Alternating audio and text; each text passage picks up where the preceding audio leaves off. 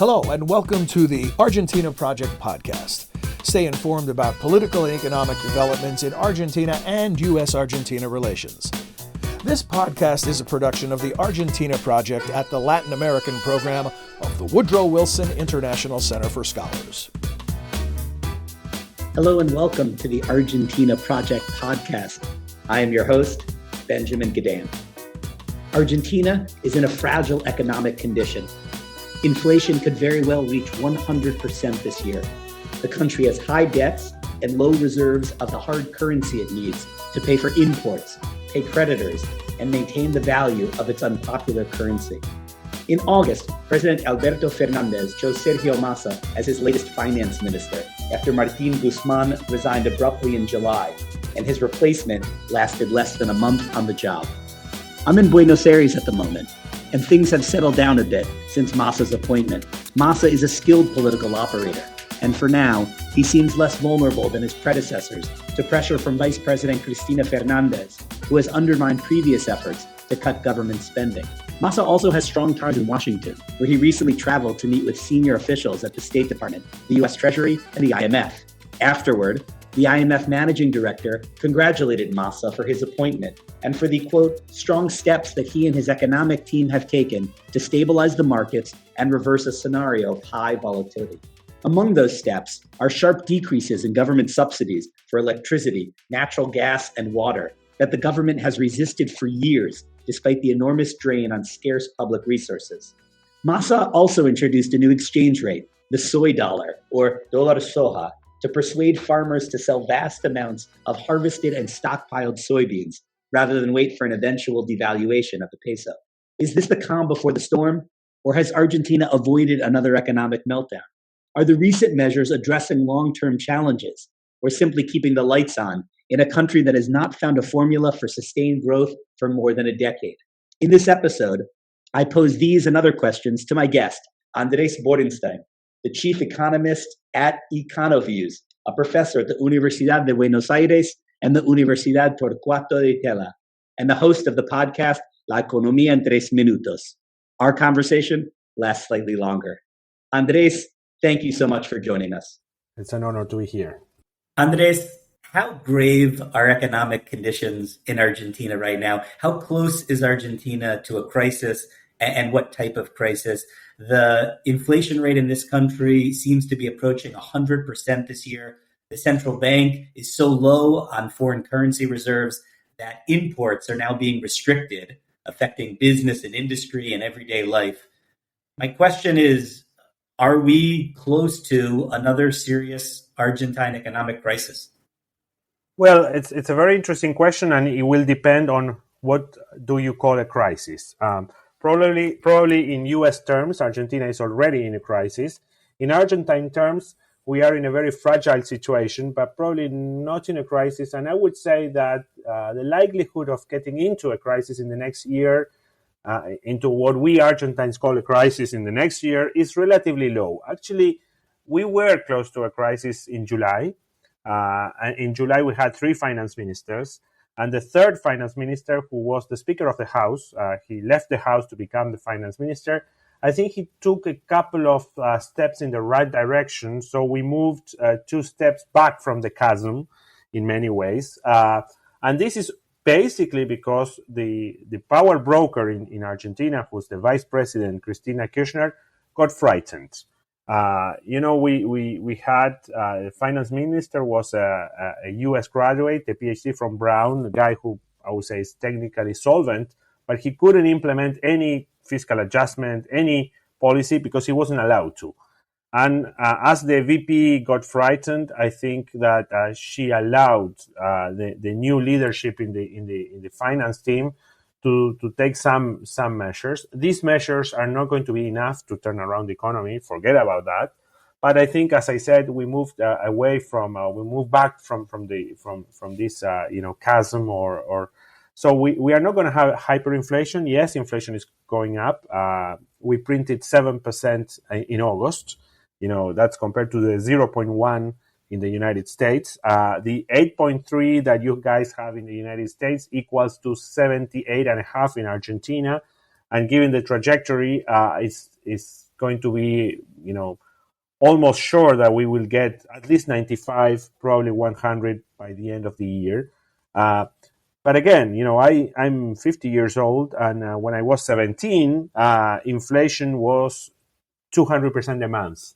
We reached 5,000% in '89 and 2,000% or something like that in 1990. So, this is quite bad, but it's not hyperinflation. It's a different standard for crisis and a different standard for an inflationary crisis as well. Absolutely. But then the other part of your question, for instance, in terms of import restrictions, and our level of international reserves is quite low. So normally countries that have very low reserves depreciate the currency. The problem is that depreciating the currency would generate even more inflation. And in general, we tend to think that when you depreciate the currency without a plan, that's kind of useless, because then inflation catches up and everything you gain on the exchange rate side, you lose it on inflation. So the government is reluctant to depreciate the currency. So the only way to balance everything is to cut imports. So we are restricting imports. We have currency control. So for Argentines, it's impossible to buy dollars, which is our safe haven. The problem is that, and this is I don't know if you remember the Three Stooges, when you cut the leakage on one side of the pipe, and then the water comes out on the other side of the pipe. So you cut imports, so things are not dramatic on the FX side, but then you need the inputs to produce. So you have a number of manufacturers complaining that they don't have inputs, so we may have now a recession because we cannot produce goods given the lack of inputs. Or in some consumption goods, getting stuff in Argentina is difficult. Actually, when we travel to the US, but also to Uruguay, to Chile, and we go to a supermarket, you say, wow, what a variety these guys have, as if we were in the 19th century, the number of brands, the number of products. And this is because we only sell what we produce, and a couple of things that manage to get through customs one way or the other. Andrés, I want to talk to you about the trip to Washington recently by the new finance minister, Sergio Massa, the former head of the lower house of Congress. You've pointed out some of the measures he's taken domestically that have calmed markets somewhat and showed some commitment to fiscal adjustment, to honoring the program with the International Monetary Fund, to reducing the printing of pesos and the hiring of public employees. It was seen as a successful trip. He had meetings with the U.S. Treasury Secretary, a meeting with the head of the IMF. He met with lithium producers and oil and gas producers. He seemed to receive additional financing from multilateral development banks. I'm curious, do you think this really was meaningful in terms of fixing structural problems in Argentina? Or again, are these really short-term emergency measures to avoid an even bigger crisis, but don't solve some of the problems that got Argentina here in the first place? Okay, let me give you the easy part, and then we cover the DC trip. The easy part is no way he will fix the long term or the structural problems of Argentina, and obviously any trip to DC could solve this issue. I mean, to solve structural problems, you need time, and you need many years of being consistent in, say, opening the economy, cutting the deficit, removing red tape, cutting taxes, streamlining the labor law. So, 1 week in Washington will not cover that. Secondly, I would say that in order to fix Argentina, at least the macro, the short-term issue, you need what we call a stabilization plan. And a stabilization plan can only be done by a government that is popular, that has credibility, which basically this government is not the case. This is a government that it's a coalition where the VP and the president don't talk to each other. Sorry. They lost the midterm election, and credibility is very, very low, including for Sergio Massa. Even in this quote unquote successful trip, his credibility is very low. Remember that he was an anti-Kirchnerite, now he's a pro-Kirchnerite, and he's whatever you want him to be. So people are are a little bit tired of that. So fixing, no, but I think there are soft patches on the way, and the soft patches that Massa is putting together are better than any soft patch than others have tried to create. And then let me then go to Washington. I think it was relatively successful in the relationship with the IFIs, the fund, the World Bank, the IADB. Well, when he met the IMF, he had an ace upon his sleeve saying, listen, I've done more than any other than my predecessor. So if you haven't pushed my predecessors, you cannot push me, because for good or ill, I cut some of the subsidies on utilities. I committed to not printing more money. I increased interest rates. One of the issues with the IMF is having positive real interest rates. So I've done more than others, so I'm good. So that went well. I think he mended the relationship with the IADB and the World Bank, which was a little bit damaged for political and economic reasons, but political reasons were probably senior. And he met the guys, the easy guys, because, Argentina has 20% of the lithium that's available in the world. So, any wannabe lithium producer in Argentina meets whoever comes from Argentina. The same goes for oil and gas. Argentina has Vaca Muerta, which is the second largest shale gas deposit in the world, and is producing, and it has gone through a very successful learning curve. So costs are reasonably low. So that's the easy part.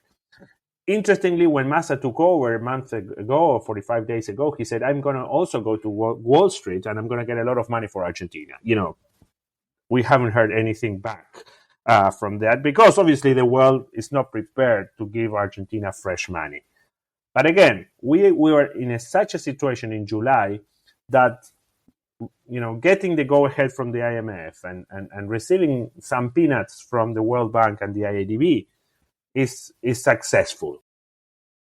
Andres, you've been pretty clear that you don't see Sergio Massa as the path toward structural reform, to solving the core problems in Argentina that reduce competitiveness, that lead to overspending and high debt and repeated crises. So let's focus on the short term. The Argentine government is desperate for hard currencies. We've talked about the import restrictions, the capital controls that are all the result of a central bank that has run out of dollars. And the solutions appear to be convincing farmers to sell more of the crops they've already grown, that they were waiting to sell in expectation of a devaluation, to produce more and export more oil and gas, to export more mining output. How are the policies functioning in these areas? Tell us about the multiple exchange rates, the newest one, the dollar soja, whether it'll be a dollar Malbec. What is going on in these short-term, creative, very Argentine emergency measures to try to generate short-term gains in hard currency? Okay, great. Let me give you a little bit of background. We have an official dollar that is worth around 140 pesos, and we have a market dollar, basically the black market, which is trading at around 280, or the legal market dollar, which basically means buying bonds locally and selling them in the US, which gives you an implicit exchange rate of 280. So you buy the bonds with pesos and you sell it in dollars, and that's the way to make to buy dollars legally. That's the way the companies do it in Argentina. So exporters have to sell at the official dollar of 140. And in particular, soybean exporters pay an export tax of 33%. So if you sell at 140 and you pay a 33% import tax, you're receiving a dollar of a little bit more than, not even 100 pesos. So when the market dollar is 280, you as a producer receive 100. And you say, listen, this is not a great deal. So what happened was that producers stopped selling. Basically, they accumulated, they hoarded soybeans. And my estimation was that by the end of August, they had 5 million tons of soybeans, more than they normally have at this time of the year. So they did sell, but they sell less than they normally do. They were, because they sold a lot of corn they weren't cash constrained, so they hoarded soybeans.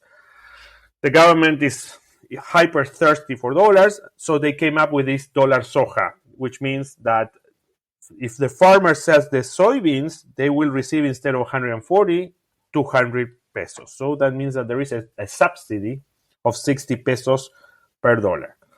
So, and the goal is that the soybean the soybean value chain sells during September around 9 million tons of grain. So the 5 million tons that they have hoarded, plus the natural flow of sales during September, that will make somewhere between 8 and 9 million tons of grain.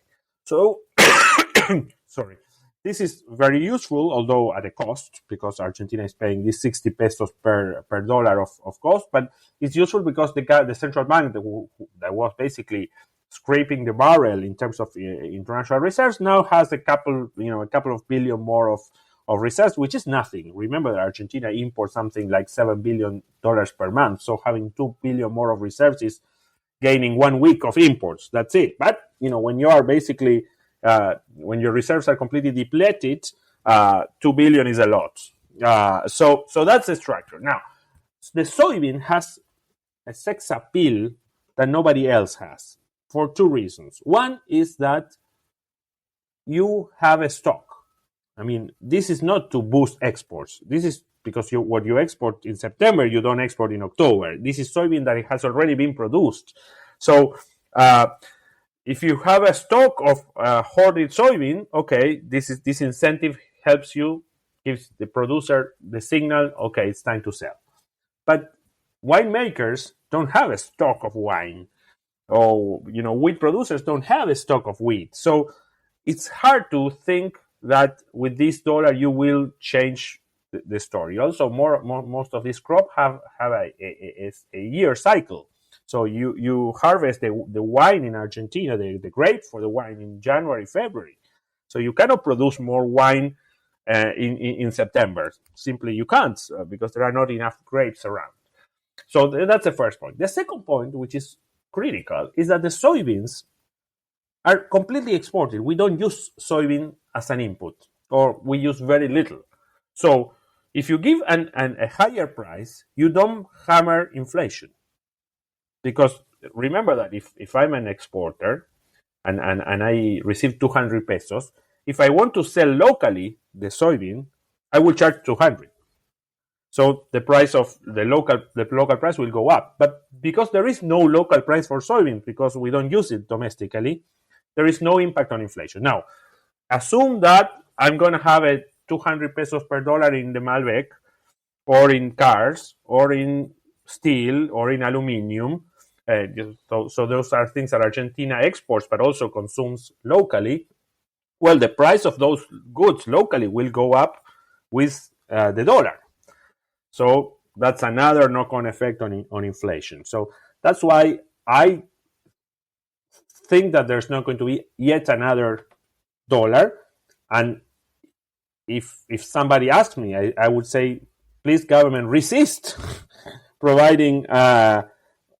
And then, of course, you have a third problem if you do this, which is that you have too many different dollars.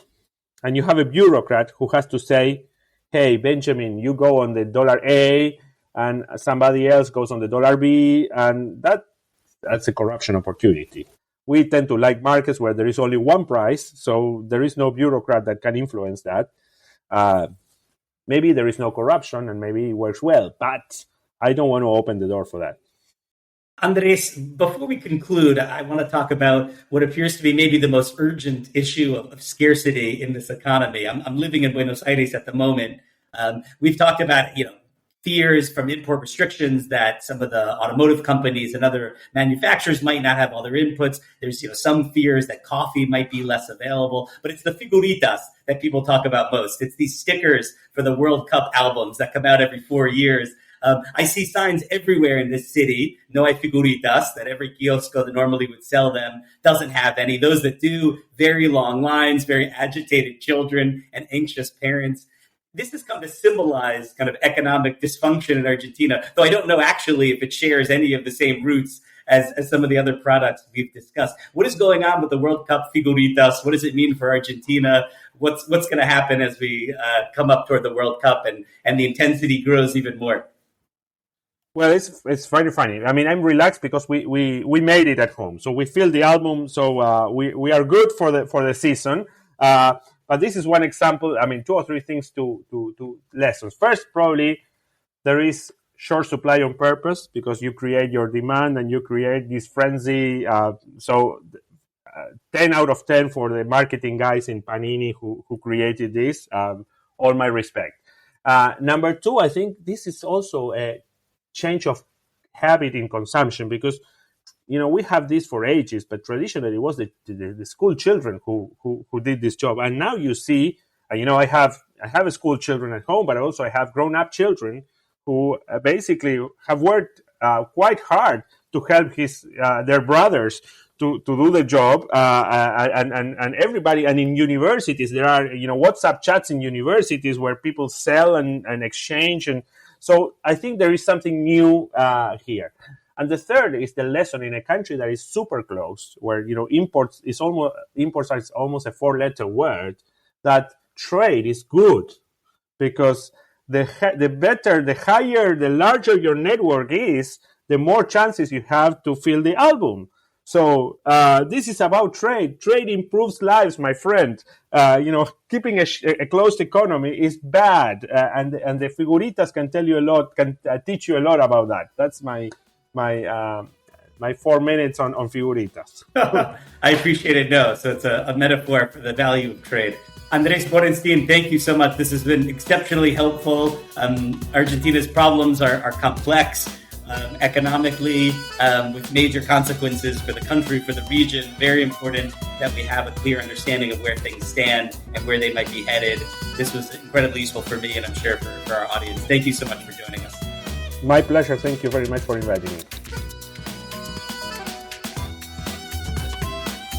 You have been listening to the Argentina Project podcast, a program about political and economic developments in Argentina and U.S.-Argentina relations.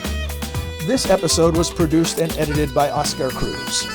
To learn more about the Wilson Center's Argentina Project, visit wilsoncenter.org/LAP. And please join us again next time for another episode of the Argentina Project podcast.